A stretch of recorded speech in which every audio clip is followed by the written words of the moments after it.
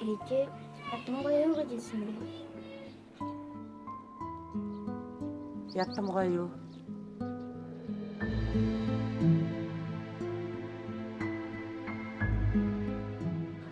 За ойлгомжтой.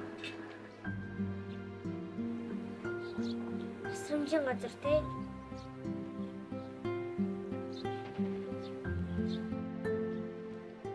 Одоо бүгдээрээ зургуулаа хамтдаа амьдрах болсон.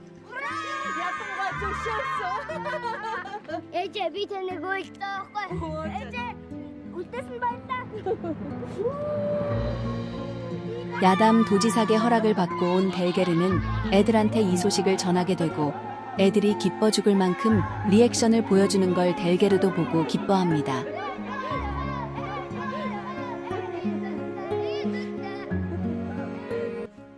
Ялт миний хүү чи хидтэй билээ? Эстэй.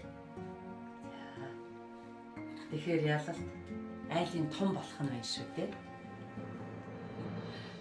Дараа нь Лутбаатар тэгээд бол тэгээд миний шар хүү. Хамгийн баг нь хэн блэ? Би. За. За. Би ч гэсэн 9 настай шүү дээ. Би яагаад айлын том болж болохгүй? Чи хэдэн сард төрсөн? 2 сард. Чи өөрөө хэдэн сард төрсөн? 11 сард. Гэтэ би чамайг хаа гэж дуудмааргүй. Хүй хүүхдүүдээ. Ингэж болохгүй шүү. Ингэж болохгүй. Лута эн чин нэгээр илүү бол мянгаар илүү гэсэн үг байдгийг.